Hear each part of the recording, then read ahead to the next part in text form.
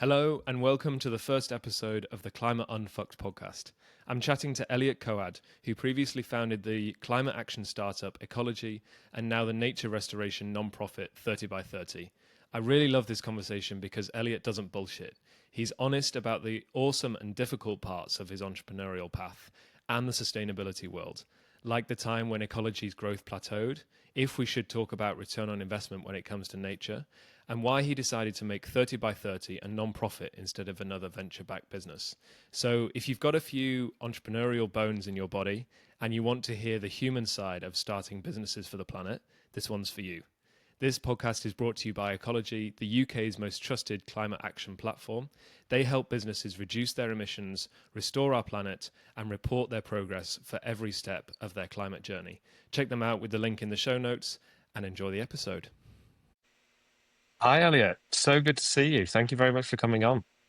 Hey, Rob. Absolute pleasure. Thank you for having me. So this is Climate Unfucked podcast, and I want to get straight in and ask, so you're currently founding a non-profit called 30 by 30, and you've previously founded a climate action startup called Ecologi, where you raised £10 million and were one of Europe's fastest growing startups. Can I ask, why did you decide to make the change from Ecologi to 30 by 30? Yeah, so there's quite a lot there in the question, so you might want to kind of dig in a little bit later. But 30 by 30 UK, just in terms of like what it is, just very, very briefly. So there's an amazing opportunity internationally and in the UK to secure 30% of all our land and sea for nature by the year 2030. Really, really beautiful goal. And I think we can, me and my co-founders think we can really help with that. And that was about 2 years after stepping down from CEO at Ecologi. And yes, that was venture-backed social enterprise, but for profit. And we had an amazing growth in its first 3-ish years. And it was tremendous. I couldn't believe everything we were doing in terms of the impact. It's like 90 million trees funded. There's a few million tons of other carbon emissions avoided or removed from not just reforestation, but for dozens of other climate solutions. And it was just going absolutely beautifully. And then was like this kind of long plateau, probably about 2 years, 2.5 years. And we changed a load of things. And then eventually, let's change me as well. Let's just see what new leadership can do for this. And so we can chat a bit about the plateau a little bit later as well. But also on a personal level, I was 5-ish years into this, 6 years, and I'd already started the company, already burnt out from a previous job. And my daughter's arrival was really trying for myself and my wife. And I started Ecologi with my wife as well. And we had there was a lot going on. So when it came after our plateau, I was really ready for the change as well on a personal level, as well as seeing what we could do for Ecologi, and then 30 by 30 UK.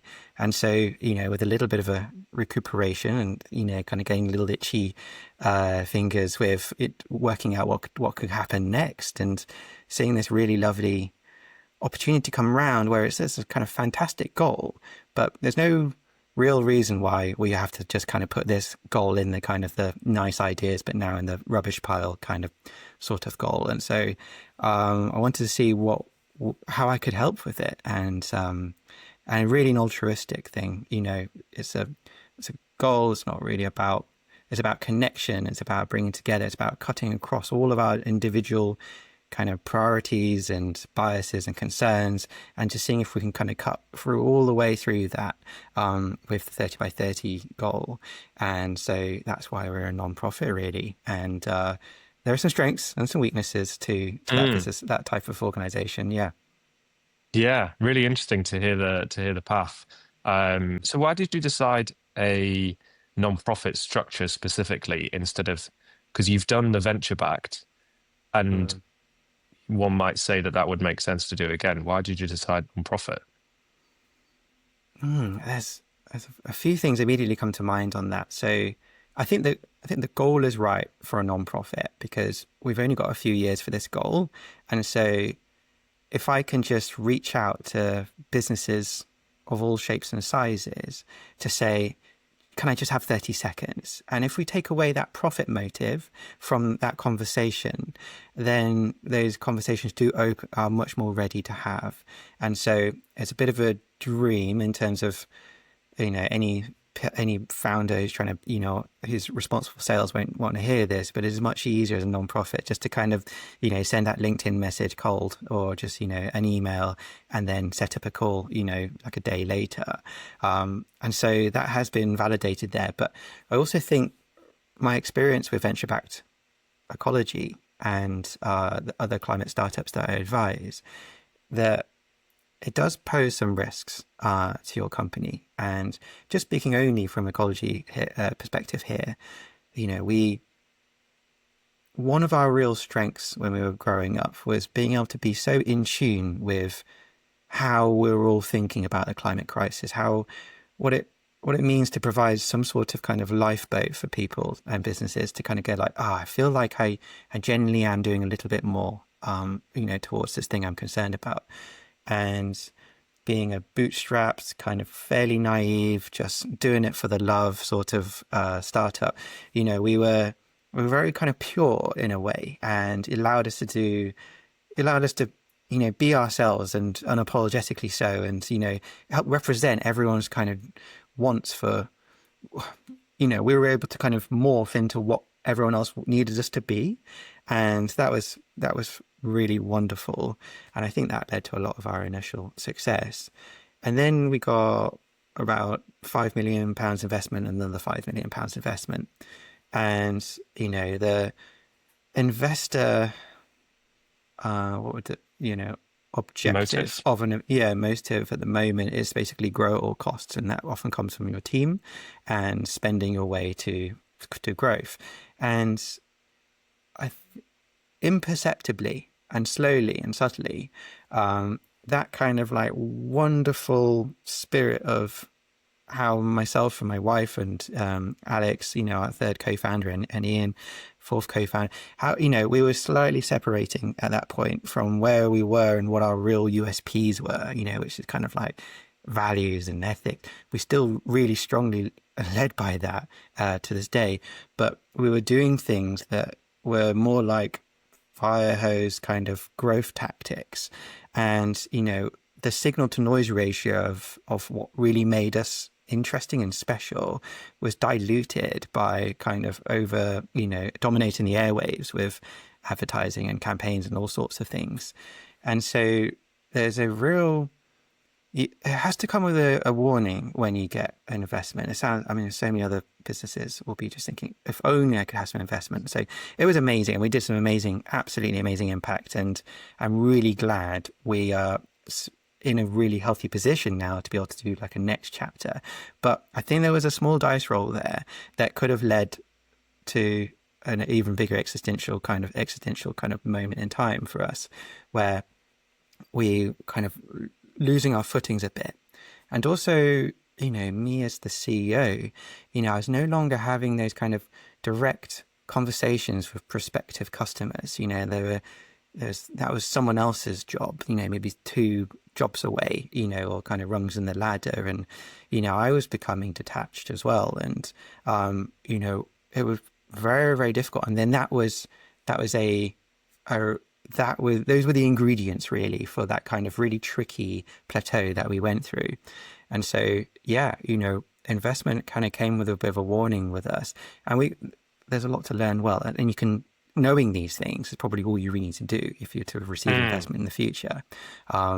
But yeah, it was an interesting period of time. And then one other thought is, investment now is a little different, where when we were growing up, investors like grow at all costs, but now it's, profit at all costs, basically meaning you should have a very healthy business model, spending within your means.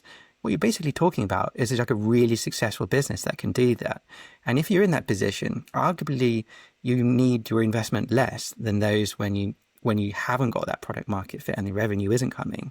And so investment to me felt like it was a personal kind of thought here.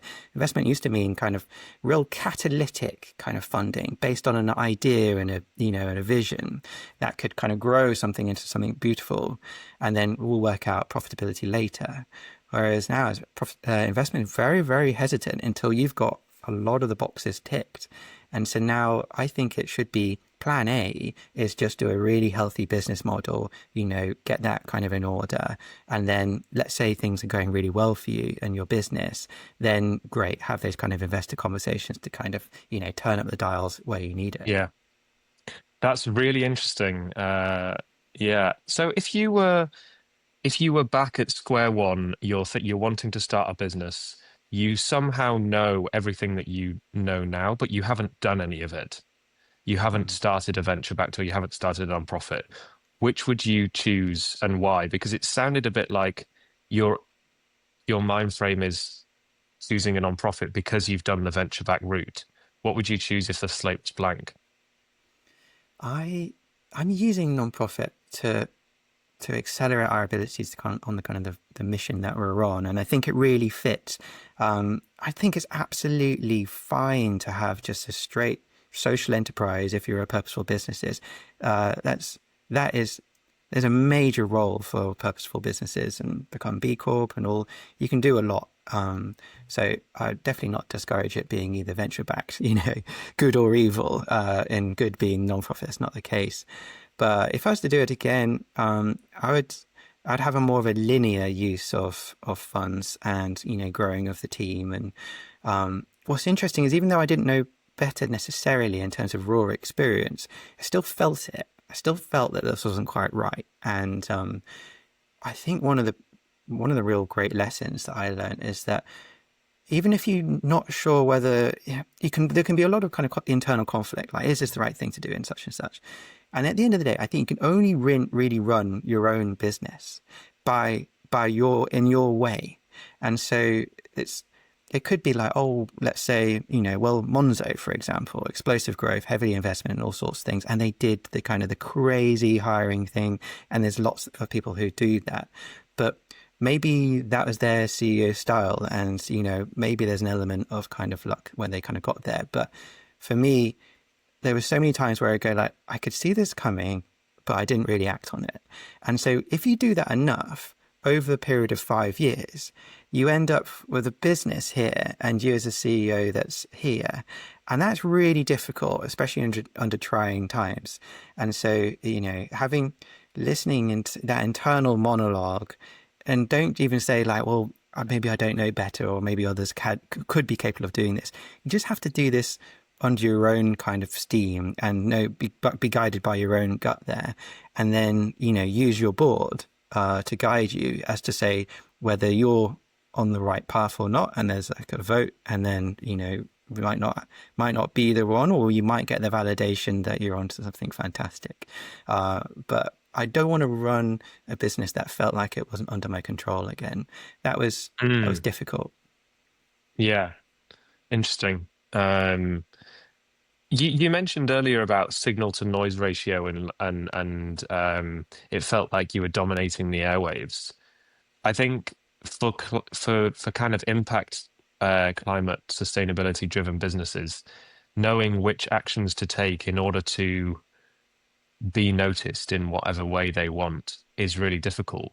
And you did a lot of different campaigns with Ecologi, some of them really creative, partnering with big people like Stephen Bartlett, or you did campaign that where you had a poet compose a poem about ecology and what the work that you do.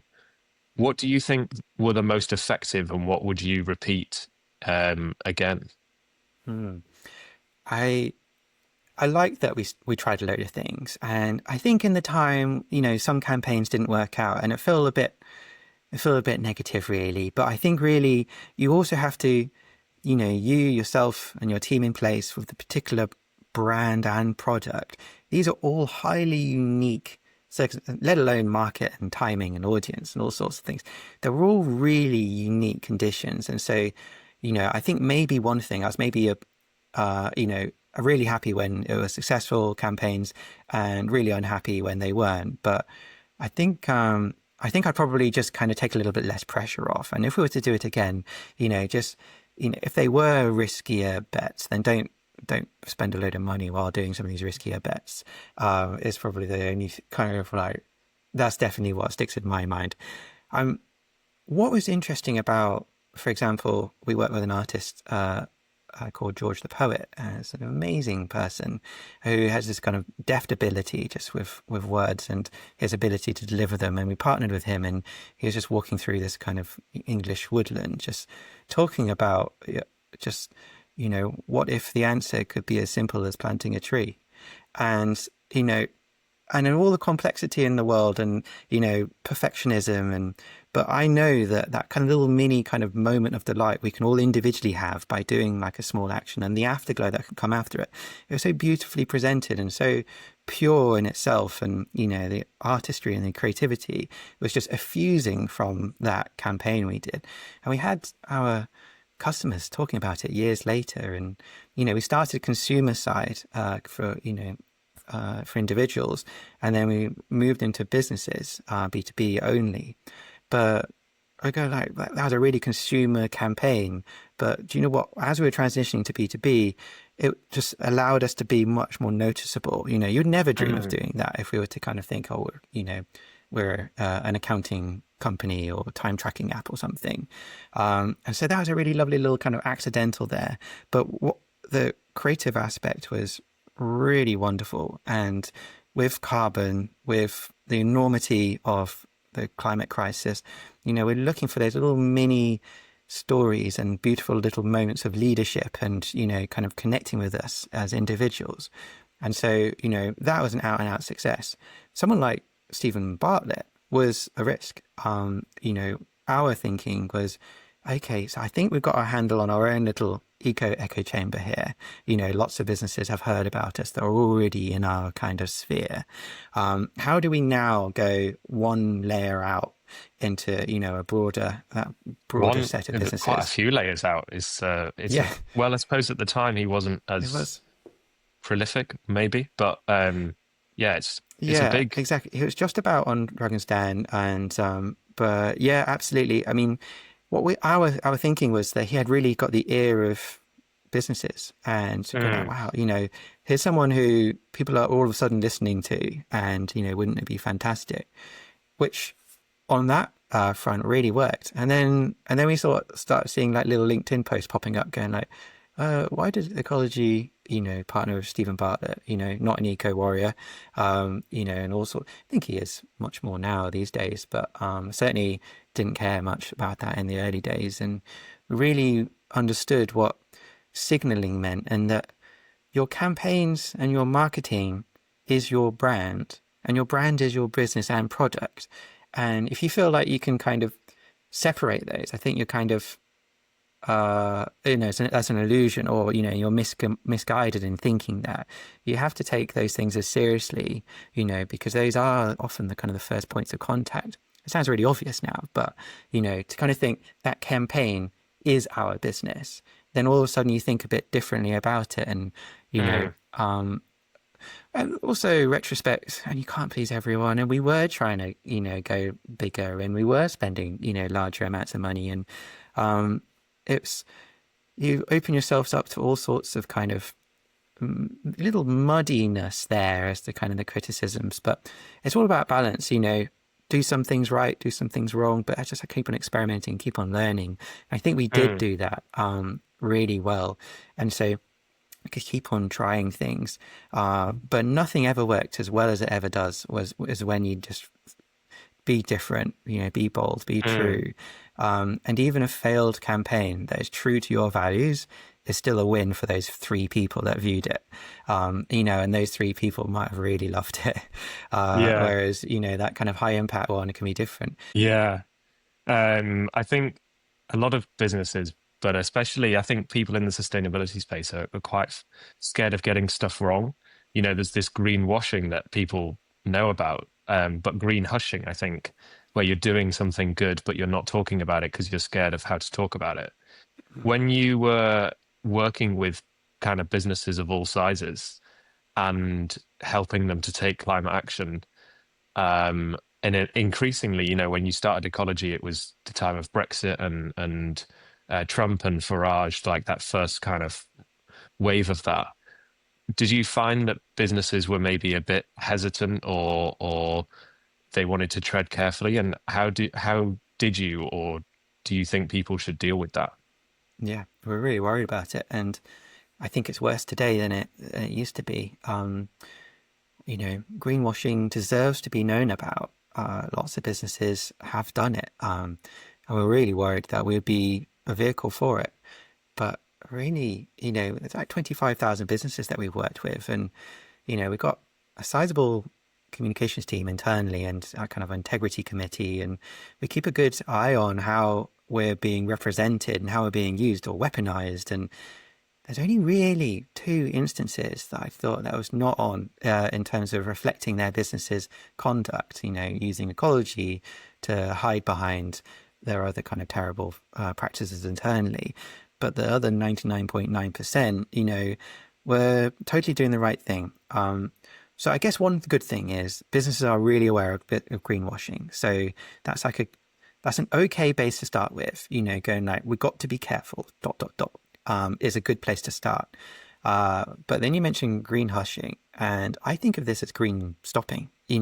There's Mm. if business can't communicate what they're doing, then the return on investment, the drive and the engagement vehicle is the engine.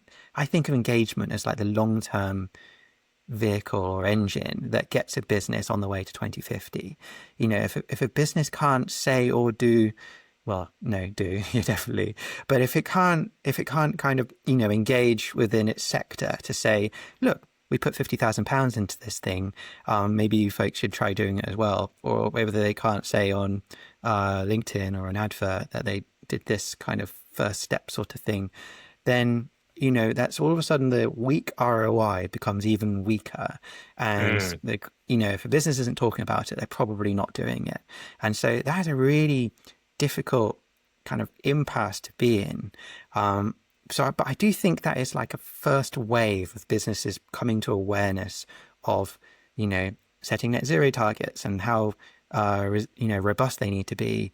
And then like maybe we've all been hurt a little bit. And now we're in this kind of more mature grown up phase where there's the green claims code, which makes it easier to kind of assess as to whether we're on the right mark or not. I think about with 30 by 30 UK, what we're doing now with trying to encourage businesses to help transform UK nature.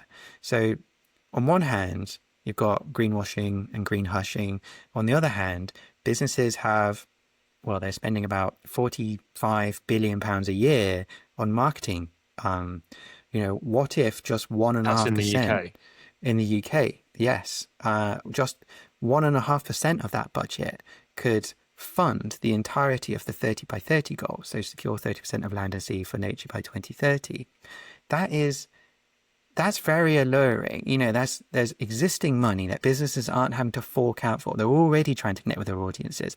What if they could be encouraged in a responsible manner to transform our, one of the most nature depleted in the world countries, and do something really beautiful with it?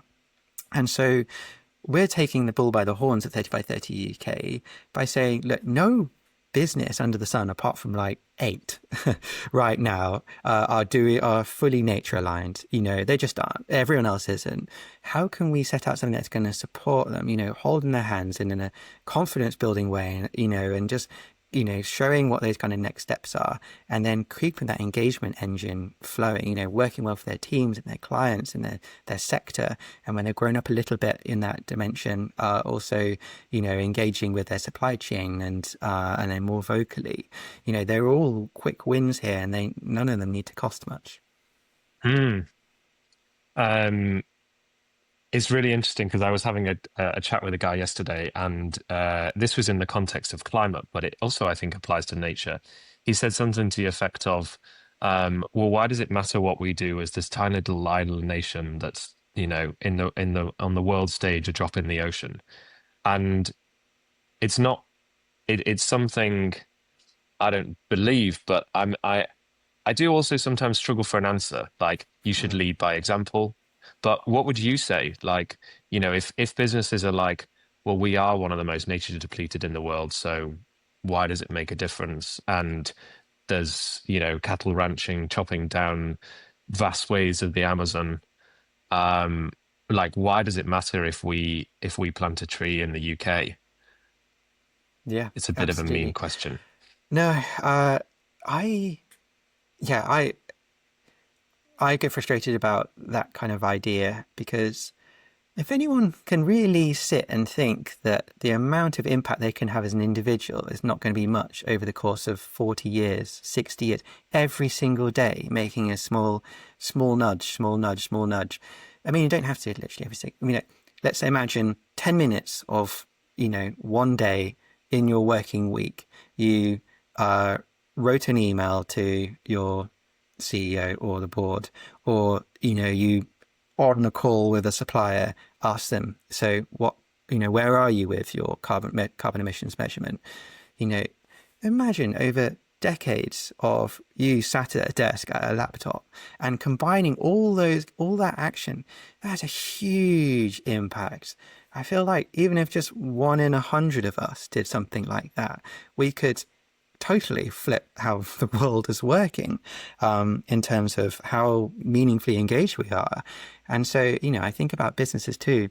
But businesses, it doesn't, what's complicated is businesses don't buy. So as an individual, we buy into that idea. Like, look, I think there is something we can do and we should do. And I hope that kind of, one small action once a week over 50 years, I think we can all agree that's going to be amazing. But through a business lens, it's a little different. So, if a business hears something like, why support nature? And then someone says, well, if we have no nature, then there's no economy.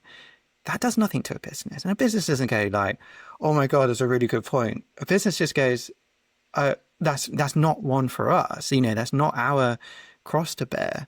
And so that is a moot point that I hear over and over again, which I don't like. So when we're talking to businesses, we should be talking about ROI, and we shouldn't be too meek about saying that the repeatable ROI for taking environmental responsibility is brand building. It does work. Businesses are spending a lot of money on brand building, and yes, it doesn't have the kind of the attribution of, saw this advert and then they, then signed up to my product. Just like any brand building, it's like a longer range kind of impact than that. So we need to be thinking and talking more about ROI when it comes to why a business would get by it. Not like, oh, the economy is going to be this whole area that's going to be 12 meters underwater in 50 years time. Like, they're just not going to care about it under that lens. And so it's important about who we're talking to at the time. Yeah. And I think there is quite a lot of hesitancy about speaking about things, especially nature, in a ROI sense. I mean, is that the approach that you're taking with 30 by 30, in terms of like how you're kind of getting businesses on board from an ROI point of view? Yeah, absolutely. So I think it's fair to say that marketers and brands, they're having a hard time finding cut through at the moment. A lot of businesses want to be more purposeful, but when they say something that is environmentally aligned and then it falls flat, or even worse, is a negative overall PR kind of balance, then they're not going to do it again until they come out under that rock to say all clear now. What we have with 30 by 30 is a bit of a fresh lens to look at this, where carbon neutral, carbon offsetting, international impact, 2050, all these things feel remote, like ungraspable, not here, not now, not on my doorstep, not tangible. Whereas we have 30 by 30, which is just a few years away, which really sharpens the mind. You can't do a pledge that involves 30 by 30 because it has to be direct action from day one. There's no time for pledges. It's like, and now go. And, when things are on our doorstep, that has that kind of a brilliant connection to places that are around us. And we do have this kind of cross-political kind of want to improve those places that are special to us as well. So I think timing is important, and I massively would dream of businesses thinking more and more about net zero. But right now, their businesses are finding extremely challenging. What if there was this kind of planets aligning moment where businesses would be supported by restoring nature if it was, with our help? And we asked a third party agency actually to even ask general public all across the UK. Some businesses support net zero by 2050, and other businesses support restoring 30% of land and sea for nature by 2030. And overwhelmingly, they said they would support businesses that would support the goal of 30 by 30. And so there's a real public imperative, like there's the support there. So it's up for grabs, and there's something new, a fresh lens where I think we all kind of curl our fingers and toes a little bit when we hear about, carbon at the moment. And so there's this kind of something new, which is important for brands and communicators and businesses. And so that's how we are showing businesses that there is an opportunity here. And if you do this, you will be well supported. But it is nuanced. And so we're going to help you with that. Yeah. Yeah. I want to come back to something you said earlier, and that you said you started Ecologi with your wife, and you also had a baby around a similar time. And it's quite one thing to start a business and to be an entrepreneur, but it's another layer to work with your partner. What did that teach you? I think my overriding thought is it taught me that we were lucky, because it must happen all the time, husbands and wives starting businesses, and then the business is really stressful, and then it drives them apart or breaks up a family even worse. And yeah, I feel lucky. I feel that, I felt like there was a dice roll there that could have been worse. And on its merits, we were a really great duo where I love collaboration. And if you're in the same wavelength and you share those values and share the excitement, then that kind of morsel of an idea you have, you kind of chat about it. You find like Saturday morning or in the evening and pillow talk. Oh God. Unfettered But access. yeah, absolutely. And you can kind of, you're on iteration 23 by the time you start building it rather than, others. And so it was a bit of a superpower. But my God, it was draining. And then when things do get really tricky, we'd already kind of burnt out before Ecologi, unfortunately, not ideal.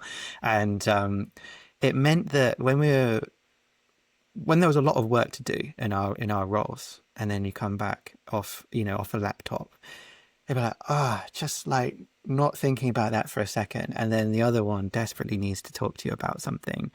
And then all of a sudden 1 + 1 does not equals 2, it equals oblivion of kind of, the amount of stress.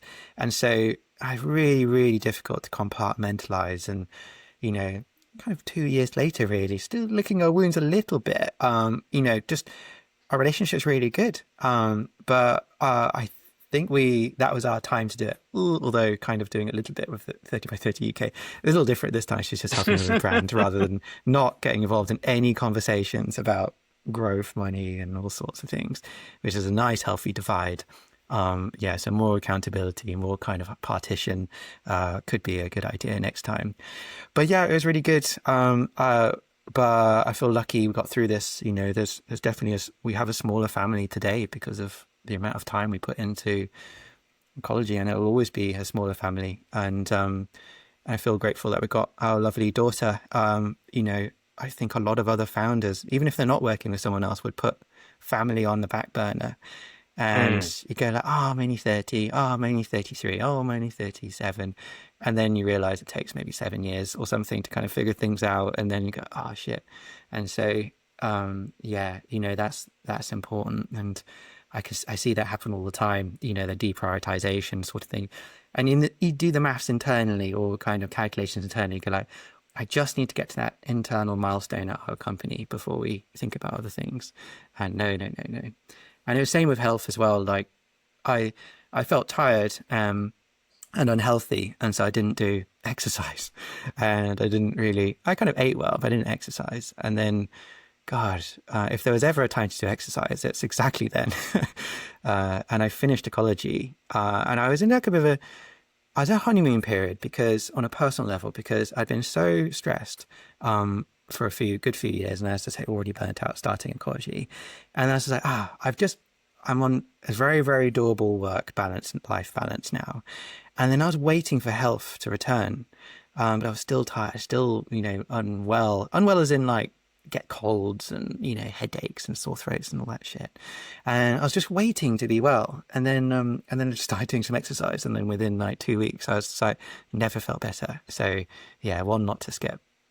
Yeah, yeah, interesting. Um, I think it often does take a back burner. I mean, I feel like with this term eco anxiety and being worried about, like, the more that you learn about the thing, the more that you're worried about it, and it can feel quite existential. Have you had that, or and have you how have you dealt with it, or have you had team members that have dealt with it? Yeah, I think it affects everyone differently. It depends on how what when you are working on something climate or nature or environment related, your your focus becomes less about worry and more about um, kind of hurrying. Like how can I do more and more and more, rather than kind of like an anxiety, kind of like Yeah. yeah. And so that definitely does help. And you know, I I think about, I don't know why it just popped into my head just right now, but I've got a friend who is has eco anxiety, and um, he doesn't work in the climate space at all. Really lovely chap. And then a few of us friends just organised a trip to where do we go? Oh, little kind of trekking in Sweden, and he was like, "I'd love to. I haven't seen you for years, but I don't fly. Climate reasons." I was like, "Wow, that's amazing. Annoying, but amazing." And it made me think about how I think about in 2019, 2020, everyone in their phone and on their phones had like three different carbon footprinting apps, or certainly a few of us in our circles did, like measuring footprints and emissions for everything. And in 2025, I don't see much of that anymore. And, I think about what can we do as individuals? I think it's keeping things and important things alive, like my friend who said, can we go hiking that doesn't involve a plane? And I was like, good on him, and absolutely damn right. We can do something there. I think those sorts of things are really important. And I know when speaking to him when we was on this hike about it, he was just saying, I just need to know, what have I done? What were the kind of the touch points in my life of others and everything that I could influence in some way? And, how am I genuinely inconveniencing my life to some degree, so that I can reflect on thinking on those years and say, I did do something. And so I think you need to find your own kind of personal inconvenience, to kind of Mm. be annoying, be that one in the group who just has that little bit extra friction. And so you don't have to, run a climate company. You can just be an advocate. And I think that goes a long way. That resonates so much, being the one in the group, because I'm um, I'm going have some friends from school, and they want we try to meet up once a year, and I was really glad that this last year we went around Scotland because it didn't involve flying, and but this year they want to meet in Berlin, and I was like, but it would be for like 3 days, and I'm like, I really don't want to, but I also haven't seen them. I won't. This will be the only time that I see them all year. So, in that, like in your situation, I'd be interested to know where you went walking. But I guess more broadly, like for people making decisions like this, how would you recommend people do it? Yeah, I don't think it's about. I think it's about just working out, can we do this in a more climate and nature friendly way, is the starting point. And then if you go, look, okay, so I have to go on a train for about 5 days for my 2 day holiday, and it's going to cost four It times the costs three amount. times as much. Yeah. Exactly. It just doesn't make sense. And so I also don't think anyone has to really go through significant pain and see, real issues and like, burn bridges with really wonderful friends just because you as an infrequent flyer who's doing basically a shortish haul flight should have to be penalized versus those who are literally fly for a job, not a pilot, but as in like just business class, all around the planet, just over and over again. So I think it's about working out, can you make that change? Is there a good plan B? Can it work into the trip itself, and make a bit of a, go of it? Some of our best holidays have been ferry trips, Mm. over to France now. And the kind of the ferry crossing is like the most wonderful bit now. And we just absolutely love it. Like, but it's not practical for so many different things. And so I think just making sure that that you kind of even thought of it is the important bit. And it should be supported, definitely. I mean, I'm really interested in this, like, this dichotomy that, that feels like it's either individual action or collective action, or it's either businesses or individuals. I mean, you worked with businesses and you continue to. Um, what do you kind of where do you see the line being drawn as it's businesses versus individuals kind of responsibility? It's everyone's, but like, should I be feeling better because I'm, one is working on a business or working in a business that's climate friendly? Mm. Yeah, I think businesses are It's a just really difficult people. one. Yeah, I think businesses are just people. And probably the biggest business change will be because of that one or two advocates within their business, and kind of raising the topic is important. So like a Unilever CEOs, for example, the business becomes the person with the most kind of experience, most kind of seniority and leadership, and Unilever had just one brilliant person for a few years, just massively thinking about environmental leadership, and that wouldn't have come up through Unilever. That would have just come up through his own experience, leading up to that point. And then he was a CEO, and then the company changed, and then there's a different CEO, and the company changed again. And so, and then it might not have even just been it could have been board changes and all sorts of things. And so I think we should probably thinking what's not helpful is thinking about businesses needing to be the solution, because then that then devalues our own contribution. But I like the idea that we all have a voice within the businesses that we work. And so then again, if you zoom out a little bit, it's just about individuals again, morals, awareness, values, education, engagement, all those sorts of things. If we can think of ourselves as individuals, I think we can do a lot through businesses. For example, 2019, I think Extinction Rebellion became this really massive thing, especially in the UK. Well, no, everywhere, but it was a really big deal here, and it was dominated the headlines. And there was a lot of kind of question mark is like, does a blocking a road really have the positive environmental impact? But from Ecologi's perspective, I think we had a really rare window into what was actually happening. So there'll be a lot of press, lots of it negative. And then the next day or the next few days, business signups would just absolutely go wild. And Really? you could align Extinction Rebellion marches, or like maybe like one or two Greta moments, with big spikes in new businesses signing up in the following week. And then when those sorts of things dried up, we never saw a spike ever again, apart from like when we really paid for some growth. And it really made me, really showed me how things flow from, passionate people, visible demonstration, the the nans and the granddads and the doctors and the lawyers out and the kids, youth strike for climate. You know, when that's all visible and demonstrating, you'll feel connected. And then we bring that back into our companies.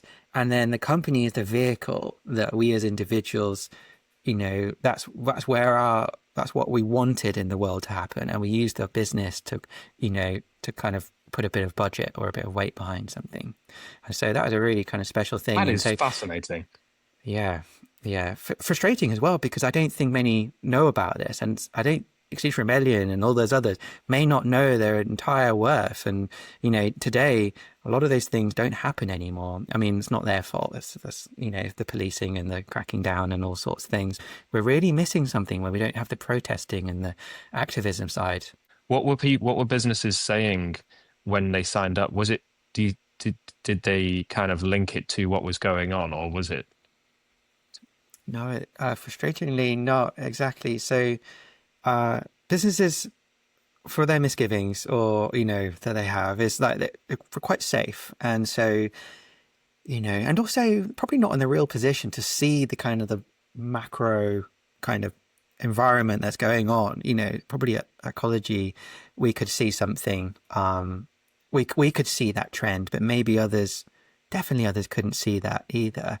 And so I think we did probably have a responsibility to talk about that more. And I tried to individually, but you know, Ecologi was also finding its feet. Kind of like, where do we overstep? And, you know, what's our kind of voice and all these sorts of things? And, you know, should we be talking about activism? Because let's say LinkedIn is like a really big channel for us. Then, you know, are we going to ostracize ourselves and all sorts of things? The reality is when you know, do enough of those kind of playing it safe, then, you know, you lose those kind of really kind of wonderful opportunities to tap into a fresh part of the conversation and meaningfully show how we can do something that is going to be really valuable to the kind of the overall kind of climate movement. So I absolutely think it's important. And with a time machine, capitalize maybe a little bit more. And also it took a few years to realize what we had and what we didn't have. So it's only really now with all that, without all the activism and the big marches, that you can really see what we now are lacking. Whereas maybe just a little bit like there's little bumps and moments in time when it's all silent, that's gone. Yeah.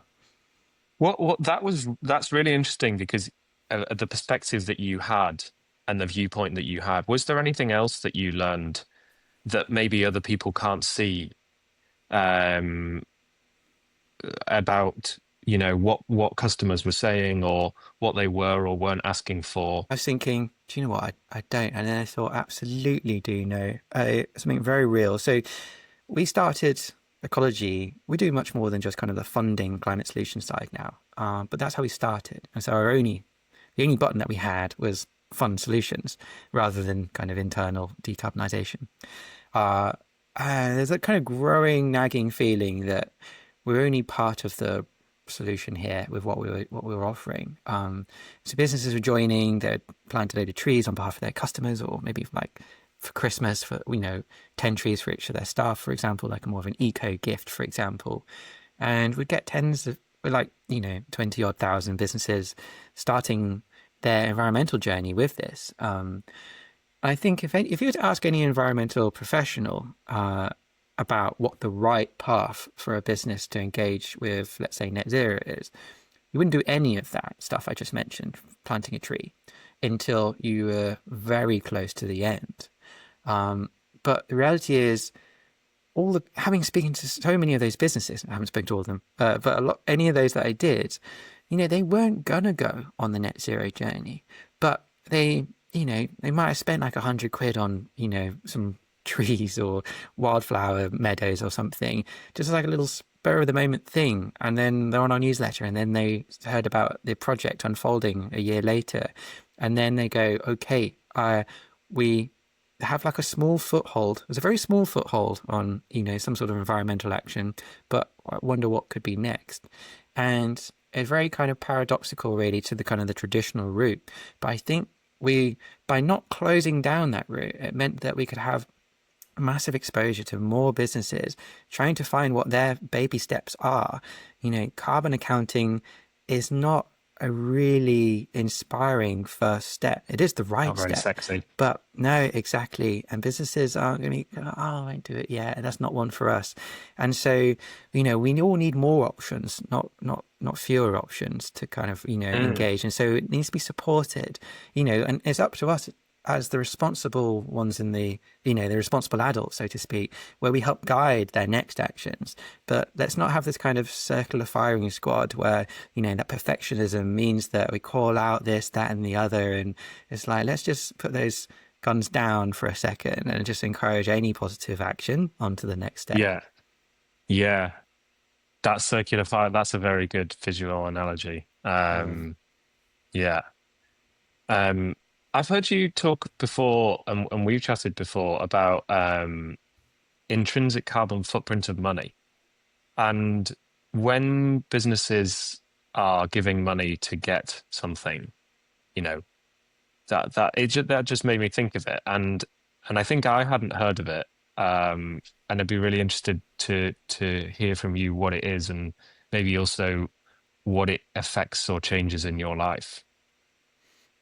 Yeah, the intrinsic carbon footprint of just money is a really interesting concept, and I find it absolutely fascinating. So we all know we have different things have different carbon footprints. A slab of meat versus lettuce or whatever. Um, we're really aware of that side of things, but just the kind of concept of spending money. I mean, let's just take one example. So let's say I spend £10,000 on just some sort of luxurious eco fashion brand. The textiles, they couldn't be any better for the planet. Maybe even truly nature positive. But that £10,000, who's taken receipt of that £10,000? Has that really lovely, luxurious eco brand, did they have an investor? Have they got a bank account? Who do they have any shareholders? Who's taking the salary? Let's even imagine someone on customer support works for that eco brand and takes home that, I don't know, 20 grand, 30 grand, 40 grand salary each year. And then they themselves, spend that money on, red meat and because they just love meat. And then, all of a sudden, that carbon footprint of that nature positive thing you put £10,000 into, that was good for the planet. Oh no, wait, where did that money also go to? You spend £10,000 on a nature aligned fashion brand versus £10,000 on just literally a barrel of oil. I think you can definitely argue that the carbon footprint is going to be better on the clothing side, but you think about all the money that's still in the system. It hasn't stopped at that clothing brand, and so it really made me aware as to the caution with money.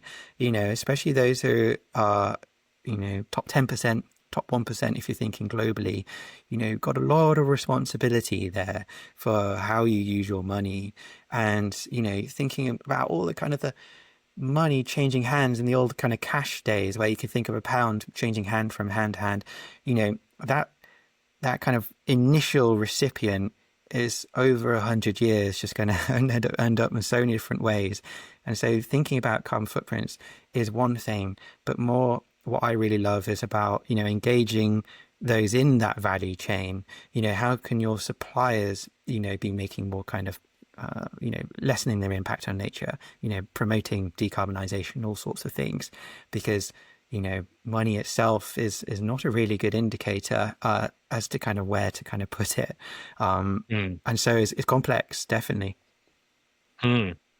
So, in terms of what, you know, say I didn't know about what the intrinsic carbon footprint of money was, and now I have an idea of it, and now I'm more conscious of it.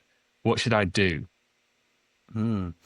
Yeah, I mean, it's going to be really careful. There are some real low hanging fruit sort of kind of areas where, um, you should be aware of what the immediate high carbon kind of recipients of your money would be.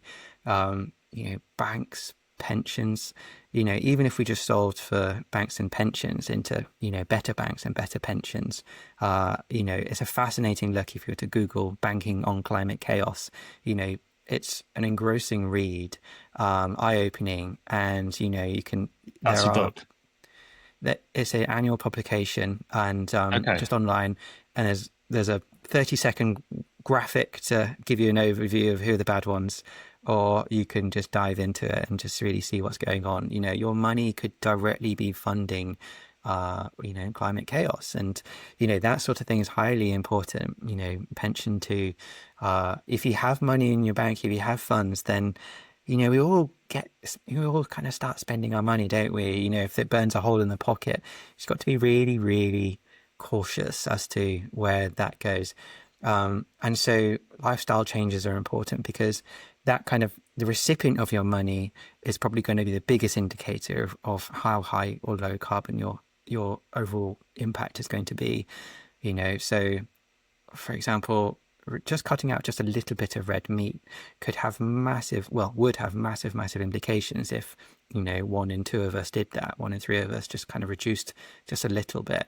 And I think something like 83% of all agricultural land is used for animal farm, supporting animal agriculture. And then it only supports, that animal agriculture only covers something like between 10 and 15% of our calories. And Yeah, so, we have a real insane. opportunity to let's imagine we filled it with, animals we weren't going to eat, and have something really beautiful to look forward to in the future, where, some people dream of multi-planetary existence. I just dream of a planet that's just so verdant and filled with life, and, talk about free, and the few things that, don't cost things in life that are truly beautiful, and they keep on gifts that keep on giving. Nature is that gift that keeps on giving, and it's just free, and it turns up for us if we give it a chance. And so, we can make, we can do a lot as individuals, and making those kind of Mm. choices every day.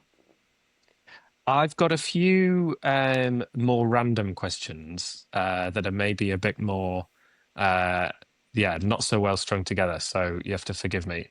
Um, do you have a favorite climate stat or fact? Yes, definitely. And the thing is about timing, and I love timing because I saw it a lot through my work, where you get the timing right, and then you can do a lot with it. And so with 30 by 30 UK, this goal to restore 30% of land and sea for nature by 2030. Right now, the general public are saying that they will support the goal of 30 by 30 more than double that of something like net zero by 2050. And so, not brilliant on the carbon side, but let's do something about that opportunity where there's this kind of massive mandate to say, let's get behind nature restoration. We're yearning for this to happen. Brilliant founders, entrepreneurs, climate advocates within businesses. This is our time to seize and to be able to do something beautiful with it. For example, River Action, the campaign group, they're having major successes of recent. That comes through, finding our tribe and alignment and getting behind something and making a difference. And so, I think this is our moment for UK nature. In terms of resources, I really like, and if I can come away from listening to something and have what my next action should be. Is there kind of 3 maybe books, podcasts, organizations, companies, thought leaders that have really influenced you, or they're the kind of first places that you point someone? I'm like a hobby person. I just love hobbies, and like when I get into a hobby, I just that's my then I'm in for the duration. And I think it's about what kind of sticks for you. I love books. It's probably a little bit of escapism, of like nature utopia is my thing.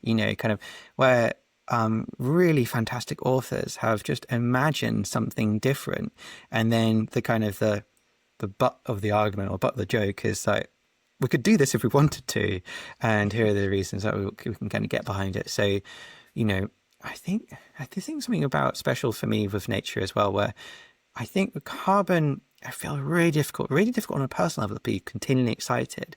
But for me with nature, I feel like that's my driving force that allows other difficult things to kind of, where I can feel it, can attach it, and something can deliver and manifest. As we're doing that, I feel like we are collectively becoming custodians of the planet better. And that involves some of the harder carbon accounting, gnarlier stuff. And so my personal route development has been highly on the nature side. And so, his books from George Monbiot, the Guardian journalist and writer, he wrote a seminal book called Feral. And that was a real turning point of just beautiful writing and, so evocative. And then Rebirding by Benedict MacDonald.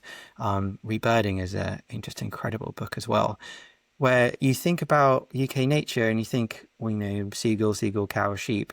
Whereas, for example, George Monbiot, helped me imagine that, once upon a time, our oak forests with filled with monkeys, and the, banks of the Thames were, strewn with hippos, and, bird song just Wow. echoing through our air. And, yes, that's a little while away, but everything was alive. It was alive and, and well. And imagining a future that we can go back to is really important.